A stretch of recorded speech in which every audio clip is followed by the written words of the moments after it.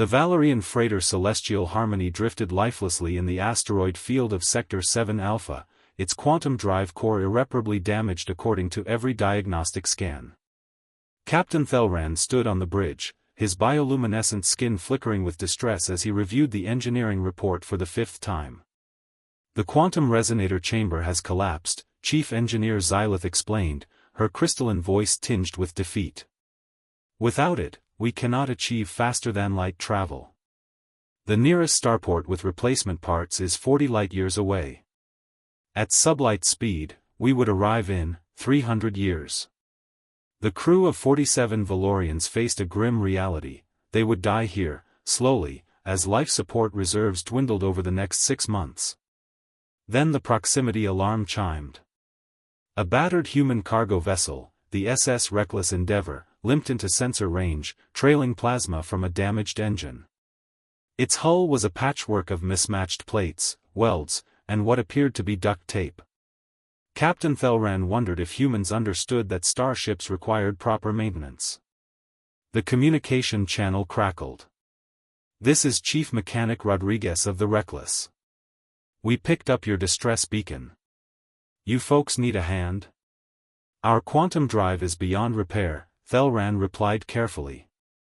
"Unless you possess a Class 7 resonator chamber, I fear you cannot assist." There was a pause, then laughter. "Class 7?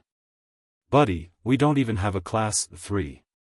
But let me send over my team. Maybe we can jury-rig something." 30 minutes later, 3 humans in grease-stained coveralls floated into the Celestial Harmony's engine room. Rodriguez, a stocky woman with gray streaking her hair, whistled at the gleaming, pristine machinery. "Pretty setup you got here," she said, running a scanner over the collapsed resonator chamber. "Yeah, that's toast. But you've got a backup power coupling here, right?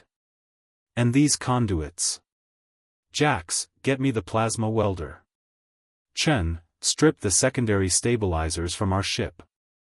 Xylitha's crystals vibrated with confusion. "You cannot simply improvise with quantum-level technology. The calculations alone require." "Look, no offense, but your species designs ships like museums," Rodriguez interrupted, already disconnecting panels. "Everything's gotta be perfect, right? Manufactured parts, exact specifications." She pulled out a battered multi-tool that looked held together by hope and spite. "Humans? We learned engineering in gravity wells where everything wants to kill you. We make things work, or we die."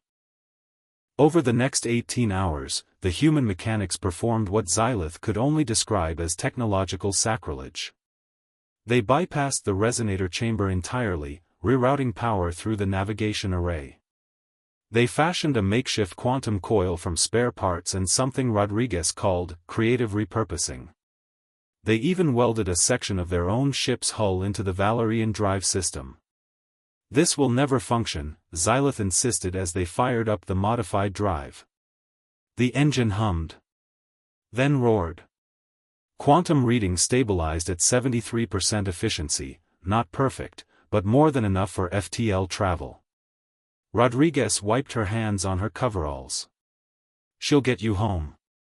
Might sound like a dying cat and smell like burning electronics, but she'll fly." She paused. "Oh, and don't let any Valerian engineers inspect this too closely. They'll have a collective aneurysm." As the human vessel departed, Captain Thelran stared at his functioning drive with something between horror and awe.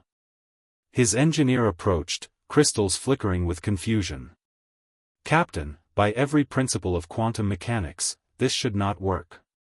Thelran watched the reckless Endeavor limp away, its mismatched hull catching starlight. "Perhaps," he said slowly, "that is precisely why it does. Humans do not ask what should work. They simply make it work." In his personal log, he added a note: "Never tell a human something is impossible. They will take it as a challenge."